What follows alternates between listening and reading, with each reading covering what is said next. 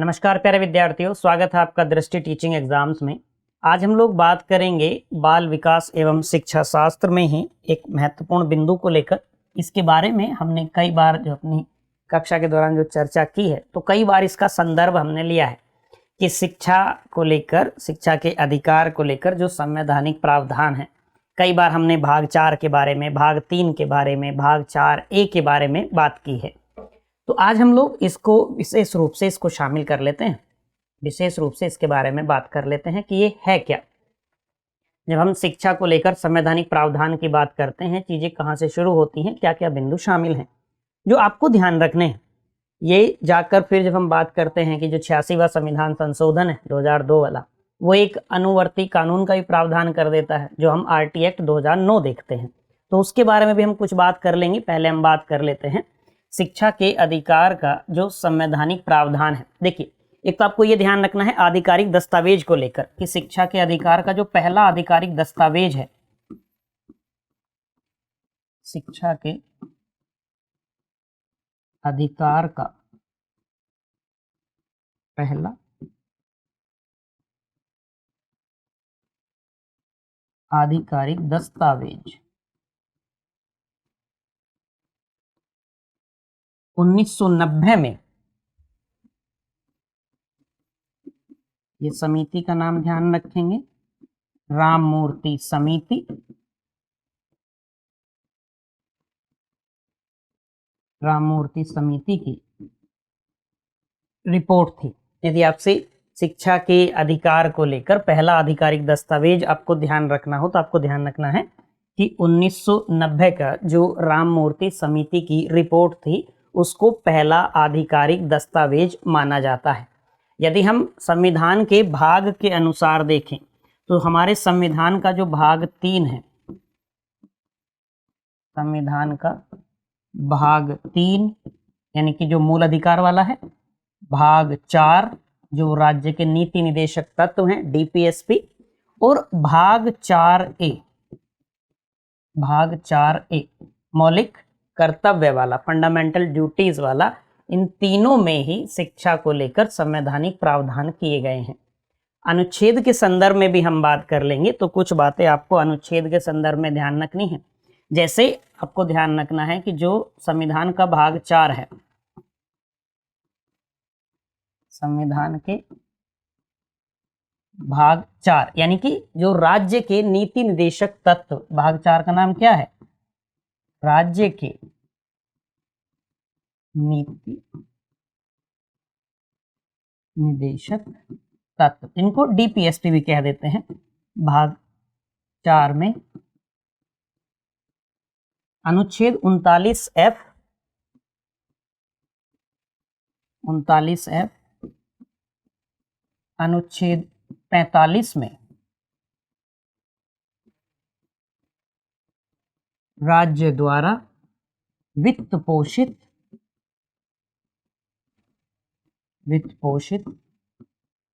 समान और सुलभ शिक्षा का प्रावधान किया गया है।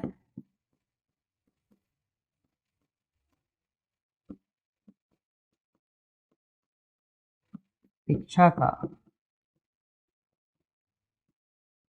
प्रावधान किया गया है। अच्छा, एक मामला आपको ध्यान रखना है, उन्नीकृष्णन JP वाला, 1993 का ये मामला है। इसके बारे में आप एक वाक्य में लिख लीजिए। ये मामला आपको ध्यान रखना है। 1993 में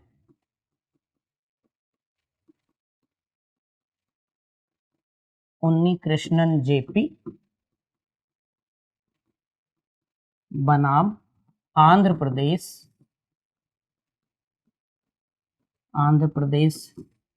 राज्य और अन्य मामले में जो सुप्रीम कोर्ट ने ऐतिहासिक निर्णय दिया था, उसके बारे में।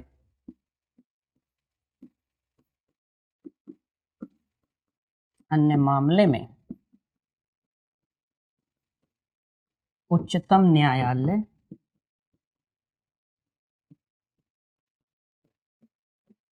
ने अपने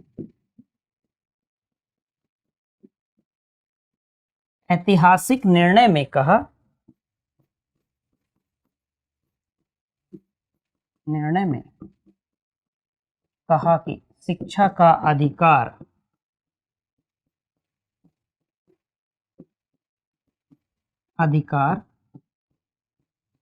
अनुच्छेद 21 के अंतर्गत,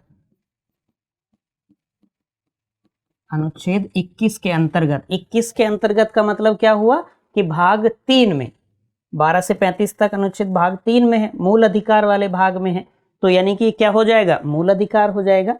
तो किस मामले में कहा, उन्नी कृष्णन जेपी बनाम आंध्र प्रदेश राज्य और अन्य मामले में सुप्रीम कोर्ट ने यह निर्णय दिया कि शिक्षा का अधिकार अनुच्छेद 21 के अंतर्गत एक मौलिक अधिकार है, एक मूल अधिकार है, एक फंडामेंटल राइट है,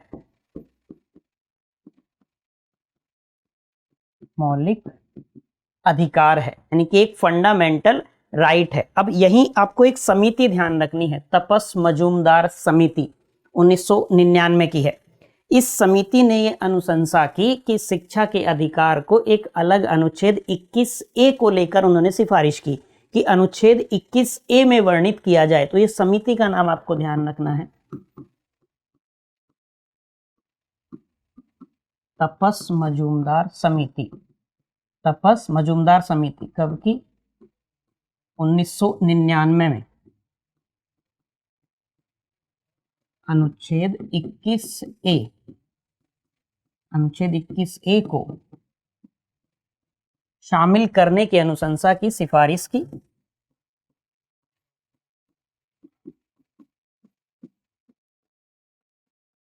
शामिल करने की अनुशंसा की, बिंदु स्पष्ट हुआ। फिर आपको 86वां संविधान संशोधन ध्यान रखना है 2002 का। तो जो संविधान में संशोधन हुआ, कौन सा, 86वां 86वां कॉन्स्टिट्यूशनल अमेंडमेंट जो हुआ 2002 का, उसको आपको ध्यान रखना है, क्योंकि उससे कई सारे बिंदु आगे निकल के आए। जो हम आरटी एक्ट 2009 देखते हैं वो भी उसी का अनुवर्ती कानून है, यानी कि इसी में 86वें संविधान संशोधन में ही ये प्रावधान था कि शिक्षा का अधिकार अधिनियम 2009 बनेगा। बात समझ पाए। तो एक आपको 86वां संविधान संशोधन ध्यान रखना है, क्योंकि एक तो जो मूल कर्तव्य में जो 11वां कर्तव्य है कि अभिभावक बालक को जो 6 से 14 वर्ष की आयु का है उसको शिक्षा के अवसर उपलब्ध कराएंगे, ये उनका कर्तव्य है। बात समझ पाए, ये भी आया था। तो आप एक इसके बारे में आप लिख लेंगे, 86वां संविधान संशोधन, 86वां संविधान संशोधन 2002 में, आप कह लीजिए संविधान के भाग 3 में एक मौलिक अधिकार बना दिया गया।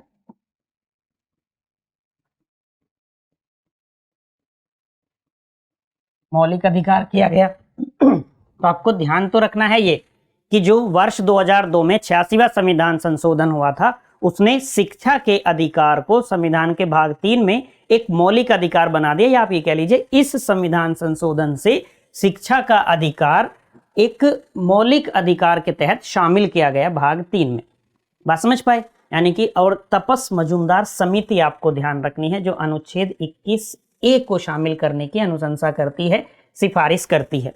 तो एक तो ये आपको ध्यान रखना है कि 86वां संविधान संशोधन शिक्षा का अधिकार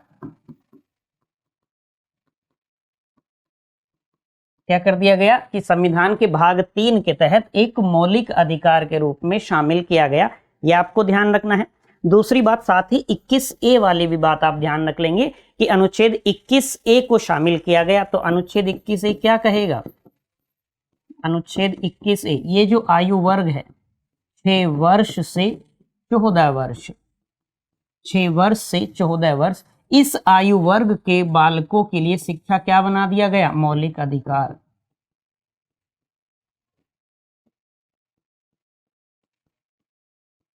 मौलिक अधिकार। बात समझ में आ गई। और यही 86वां संविधान संशोधन क्या करता है, एक अनुवर्ती कानून, एक अनुवर्ती कानून का प्रावधान करता है। कौन सा? RT act 2009। यानी कि जो निशुल्क और अनिवार्य बाल शिक्षा का अधिकार अधिनियम है 2009 का, वो 86वें संविधान संशोधन में ही प्रावधान कर दिया गया था कि बाद में एक कानून बनेगा। तो 86वें संविधान संशोधन 2002 ने ही एक अनुवर्ती कानून का प्रावधान कर दिया था, और वो कानून कौन सा था? आरटी एक्ट 2009, निशुल्क एवं अनिवार्य बाल शिक्षा का अधिकार अधिनियम 2009 का। बात समझ आ गई? तो कुछ बातें आप आरटी एक्ट के बारे में भी जान लीजिए। हम लिख देंगे, एक हेडिंग आप बना लेंगे 2009। अब आप देखेंगे कि जितने भी शिक्षकों के कार्य दिवस को लेकर हो या विद्यालय के कार्य दिवस को लेकर हो, शिक्षकों की कार्य अवधि के संदर्भ में, या जो विद्यालय है उसके भवन को लेकर, बुनियादी ढांचे को लेकर जितनी बातें हैं, जितने नियम हैं, वो सारे आरटी एक्ट कहता है, आरटी एक्ट ही बताता है। बात समझ पाए? दूसरा, आपने देखा होगा कि शिक्षकों की नियुक्ति गैर शैक्षणिक कार्यों में भी की जाती है, जैसे स्थानीय जनगणना हो गई, या हम ये कहें कि जो चुनाव आप देखते हैं, विधानसभा के चुनाव हो, संसद के चुनाव हो, उन चुनावों में उनकी नियुक्ति की जाती है, तो वो भी प्रावधान कौन करता है? आरटी एक्ट 2009 करता है। या आपदा राहत कार्यों में नियुक्ति की जानी हो, जैसे आपने देखा होगा कि जब कोविड आया था तो कोरोना जैसी महामारी में भी शिक्षकों की नियुक्ति की गई थी। किसी को राशन वितरण में लगाया गया था, किसी की ड्यूटी एयरपोर्ट पर लगाई गई थी। तो वो प्रावधान कौन करता है? वो प्रावधान सारे आरटी एक्ट 2009 ही करता है कि शिक्षकों की नियुक्ति गैर शैक्षणिक कार्यों में लगाई जा सकती है, या शिक्षकों की तैनाती गैर शैक्षणिक कार्यों में की जा सकती है। बात समझ पाए? दूसरी बात, आरटी एक्ट ये कहता है कि भाई जो भवन बनाया जाएगा वो कैसा होगा, उसके जो नियम होंगे वो क्या होंगे, विद्यालयों को मान्यता, जो जिनके पास मान्यता नहीं है उनका निषेध करता है। फिर जो शारीरिक दंड की बात है, मानसिक प्रताड़ना की बात है, उनको भी निषेध करता है आरटी एक्ट 2009। बात समझ पाए? तो कुछ बातें आप आरटी एक्ट के बारे में जान लीजिए। देखिए, आपको एक सामान्य जानकारी ये होगी कि शिक्षा समवर्ती सूची का विषय है। समवर्ती सूची का विषय का अर्थ क्या हुआ? जैसे 3 सूचियां हैं, एक होती है संघ सूची। संघ सूची में जो विषय दिए गए हैं उन पर कानून बनाने का अधिकार केंद्र सरकार के पास होता है। एक सूची है राज्य सूची। राज्य सूची में जो विषय दिए गए हैं कि ये विषय हैं, जैसे पुलिस वाला विषय है राज्य सूची का, तो उस पर कानून बनाने का अधिकार राज्य के पास है। एक होती है समवर्ती सूची। समवर्ती सूची में जो विषय हैं उन पर कानून बनाने का अधिकार दोनों के पास होता है, यानी कि दोनों की सम्मिलित जिम्मेदारी होती है, केंद्र की भी और राज्य की भी। तो शिक्षा समवर्ती सूची का विषय है, अर्थात यदि कहीं वित्त पोषण की आवश्यकता होगी, वित्त देने की आवश्यकता होगी, तो दोनों मिलकर सामने आएंगे, या कोई भी अन्य जिम्मेदारियां होंगी तो केंद्र और राज्य दोनों साथ में आएंगे। लेकिन इन दोनों की जो जिम्मेदारियों का वितरण है, चाहे वित्त के संदर्भ में हो या किसी भी अन्य प्रकार की जिम्मेदारी के संदर्भ में हो, उनकी जिम्मेदारियों के बारे में कौन बताता है? आरटी एक्ट 2009 बताता है। तो कुछ बातें आप आरटी एक्ट 2009 के बारे में लिख लीजिए। जैसे एक बात तो आप ये लिख लेंगे कि इस एक्ट का उद्देश्य क्या है। तो आरटी एक्ट का उद्देश्य क्या है? उद्देश्य वही आयु वर्ग आप ध्यान रखेंगे, 6 वर्ष से 14 वर्ष। 6 वर्ष से 14 वर्ष की आयु के सभी बालकों को प्राथमिक शिक्षा प्रदान करना।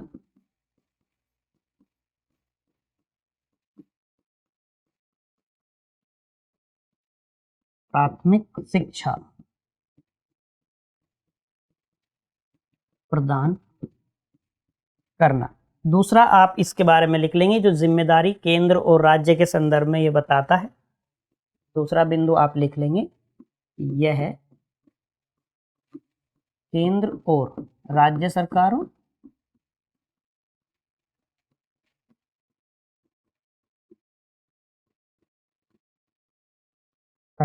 के बीच वित्तीय एवं अन्य जिम्मेदारियों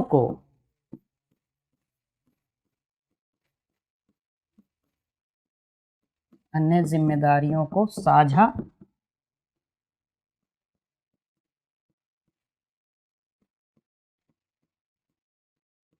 करने के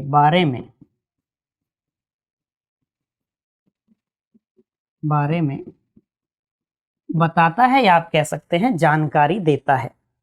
बात समझ पाए? शिक्षकों की कार्यावधि को लेकर हो, विद्यालय के कार्य दिवसों के संदर्भ में हो, या हम ये कह दें कि जो विद्यार्थी शिक्षक अनुपात है, जैसे विद्यार्थी शिक्षक अनुपात क्या है, यदि हम प्राथमिक स्तर पर बात करेंगे अभी कितना है, तो 30:1 है। यदि संख्या 200 तक है, 200 से कम तक है, उससे ऊपर जाती है, जब हम उच्चतर प्राथमिक की बात कर लेंगे तो वहाँ ये अनुपात 40 अधिकतम 45 तक हो सकता है। लेकिन संख्या अधिक होती है तब की बात है। सामान्य जो अनुपात आपको प्राथमिक स्तर पर ध्यान रखना है वो क्या है, 30:1, अर्थात 30 विद्यार्थियों पर एक शिक्षक। संख्या यदि 200 या 200 से कम है तब तक। बिंदु स्पष्ट हुआ होगा आसानी से। तो ये बताता कौन है अनुपात के संदर्भ में, तो आरटी एक्ट 2009 ही बताता है। तो एक आप लिख लेंगे कि आरटी एक्ट शिक्षक विद्यार्थी अनुपात हो गया। एक भवन के संदर्भ में आप कह लीजिए भवन और बुनियादी ढांचा, भवन और बुनियादी ढांचा, विद्यालय कार्य दिवस,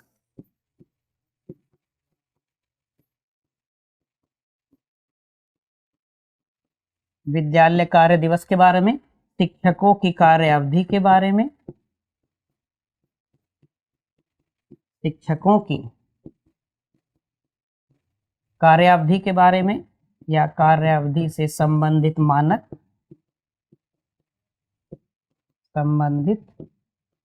मानकों का प्रावधान करता है, मापदंडों का प्रावधान करता है, मानकों का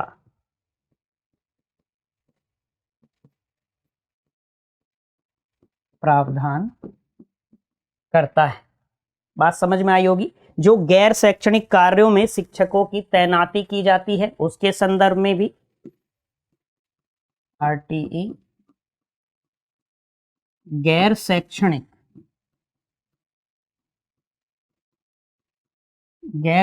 कार्यों कौन कौन से हो सकते हैं, जैसे आप कह सकते हैं स्थानीय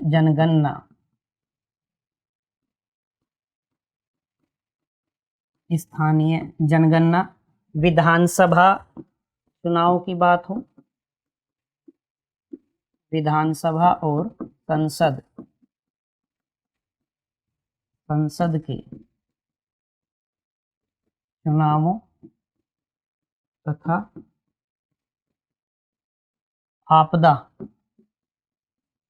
आपदा राहत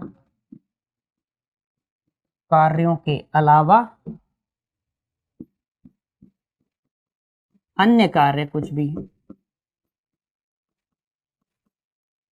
अन्य कार्यों में शिक्षकों की तैनाती का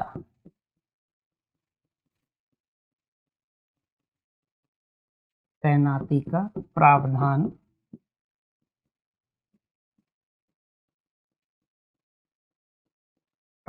करता है। बात समझ पाए? यदि आप एक वाक्य में ये ध्यान रखना चाहें कि भाई आरटी एक्ट एक्चुअल में हम ये किस बात पर केंद्रित है, तो आपको ये ध्यान रखना है कि केंद्र में क्या है। केंद्र में है बालक, और बालक केंद्र में है, इसका अर्थ ये हुआ बालक केंद्र में तब होगा जब बालक किसी भी प्रकार के भय, आघात और चिंता से मुक्त होगा, तब उसके द्वारा जो अधिगम किया जाएगा वो वास्तविक अधिगम होगा। हम जो नई राष्ट्रीय शिक्षा नीति में इतने प्रावधान देख रहे हैं, नई चीजें, कि भाई शिक्षा को जो लचीला बनाया गया है, जो फ्लेक्सिबल करने की बात है, कि यदि बालक चाहे कि वो जिस विषय को पढ़ना चाहे उस विषय को पढ़ सकता है, विज्ञान वाला मानविकी के विषय को लेकर भी पढ़ सकता है, फिजिक्स वाला चाहता है मुझे अकाउंट पढ़नी है तो फिजिक्स का विद्यार्थी अकाउंट लेकर पढ़ सकता है, या आर्ट्स का सब्जेक्ट लेकर पढ़ सकता है। स्नातक में जाकर एग्जिट ऑप्शन भी दिया गया कि आप यदि कोई विद्यार्थी चाहे तो वो स्नातक के बाद 1 वर्ष स्नातक किया, उसके बाद वो एग्जिट कर दे तो उसको सर्टिफिकेट मिलेगा, 2 वर्ष बाद करता है तो उसको एडवांस डिप्लोमा मिल जाएगा। ये क्या है? ये शिक्षा को लचीलाई तो बनाया गया है। बात समझ पा रहे हैं? तो आरटी एक्ट किस बात पर केंद्रित है, तो उसमें यह है कि बालक किसी भी भय, आघात और चिंता से मुक्त रहे। बिंदु स्पष्ट है। स्ट्रिक्टली जिन चीजों का निषेध करता है, जिन चीजों की मनाही करता है, उनको भी आप ध्यान रख लीजिए कि आरटी एक्ट निषेध किस किस चीज का करता है।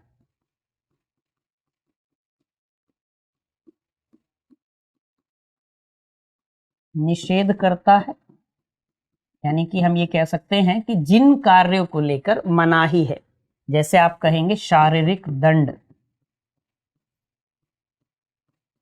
शारीरिक दंड, इसमें एक बिंदु आ जाएगा मानसिक प्रताड़ना भी, मानसिक प्रताड़ना। एक जो बच्चों के प्रवेश के समय जो स्क्रीनिंग प्रक्रिया है उसका भी निषेध करता है आरटीआई, क्योंकि उसमें फिर भेदभाव वाली बात आ जाती है। बात समझ पाए आप यहां तक की? तो उसका भी निषेध करता है। तो आप ये लिख लेंगे कि बच्चों के प्रवेश में स्क्रीनिंग प्रक्रिया,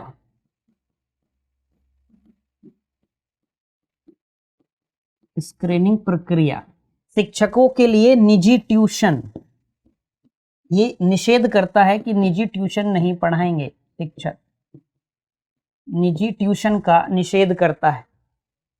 बात समझ पाए कि शिक्षक निजी ट्यूशन, आप देखेंगे कि जो सरकारी विद्यालय में शिक्षक पढ़ाते हैं वो अपने निजी ट्यूशन नहीं पढ़ा सकते, निजी ट्यूशन उनको पढ़ाना अलाउ नहीं है, वो निजी ट्यूशन नहीं दे सकते। एक अंतिम बात आप लिख लेंगे कि बिना मान्यता के विद्यालय,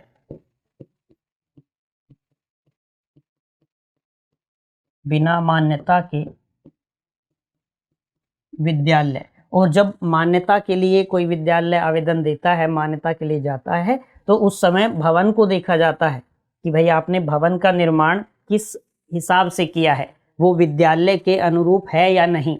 जो बुनियादी ढांचा है, जैसे उसमें सारी चीजें हैं कि भाई हवा, वेंटिलेशन कैसा है, कक्षाएं कैसी हैं, विद्यालय में सुरक्षा के मानक कैसे हैं, इन सभी बातों को ध्यान में रखा जाता है। बात समझ पाए आप यहां तक की? तो आरटी एक्ट निषेध किस चीज का करता है? किसी भी प्रकार के शारीरिक दंड का, और यहां मानसिक दंड भी शामिल है कि मानसिक प्रताड़ना भी बालक की नहीं होनी चाहिए। शिक्षक अपनी निजी ट्यूशन नहीं पढ़ाएंगे, बच्चों के प्रवेश के समय जो स्क्रीनिंग प्रक्रिया है वो नहीं होनी चाहिए। बात समझ पाए? बिना मान्यता वाले जो विद्यालय हैं उनको संचालित करने की मनाही है। बिंदु स्पष्ट हुआ? तो मैं ये उम्मीद करता हूं कि शिक्षा के अधिकार को लेकर जो संवैधानिक प्रावधान हैं उनको लेकर आपकी एक समझ बूझ बनी होगी। आपको ध्यान रखना है कि संविधान का भाग 3 जो मूल अधिकार वाला है, फंडामेंटल राइट, यानी कि अनुच्छेद 12 से अनुच्छेद 35 तक जो वर्णन किया गया है, उसमें आप देखेंगे कि अनुच्छेद 21 की बात हो, 21A की बात हो, वो ध्यान रखना है आपको। एक आप अनुच्छेद 24 भी ध्यान रखेंगे जिसमें बात कही जाती है कि भाई जो 14 वर्ष तक की आयु के बालक हैं, उससे कम के हैं, वो किसी भी प्रकार के कारखाने, फैक्ट्री आदि में कार्य नहीं करेंगे। क्यों? क्योंकि वो आयु वर्ग उनकी शिक्षा प्राप्त करने के लिए है, वो आयु उनकी शिक्षा प्राप्त करने की है, तो उनकी शिक्षा का अधिकार मौलिक अधिकार है। फिर भाग 4 में आए यदि हम राज्य के नीति निदेशक तत्व में, डीपीएसपी में, तो वहां अनुच्छेद 39F, अनुच्छेद 45, ये आपको ध्यान रखना है। जब हम मूल कर्तव्य में आएंगे, संविधान के भाग 4A, अनुच्छेद 51A, तो उसमें जो 11वां मूल कर्तव्य है, फंडामेंटल ड्यूटी है, जो जोड़ी गई है किस संशोधन से? 86वां संविधान संशोधन 2002 का 11वां मूल कर्तव्य जोड़ा गया। अभी कितनी संख्या है मूल कर्तव्यों की? 11 है। उसमें जो 11वां मूल कर्तव्य है कि अभिभावक या जो माता पिता होंगे बालक के, जो भी संरक्षण करता हो, उनकी ये जिम्मेदारी है कि वो 6 से 14 वर्ष की आयु वर्ग के जो बालक है उन्हें शिक्षा के अवसर उपलब्ध कराएं। बात समझ आ गई? यही संविधान संशोधन 86वां जो शिक्षा के अधिकार को भाग 3 के अंतर्गत शामिल करता है, और यही एक अपने अनुवर्ती कानून का प्रावधान भी करता है, जिसको हम आरटी एक्ट या निःशुल्क एवं अनिवार्य बाल शिक्षा का अधिकार अधिनियम 2009 के नाम से जानते हैं। उसमें जो प्रमुख बातें हैं, केवल मुख्य बातें हमने यहाँ बात कर ली। बात समझ आ गई होगी? तो मैं ये उम्मीद करता हूँ कि आज वाली चर्चा आपके लिए रुचिकर रही होगी, ज्ञानवर्धक रही होगी, कुछ नया आपने सीखा ही होगा। आज के लिए इतना ही रखते हैं, मिलते हैं आपसे किसी अगली क्लास में किसी अगले बिंदु के साथ। Till then bye bye, have a nice day.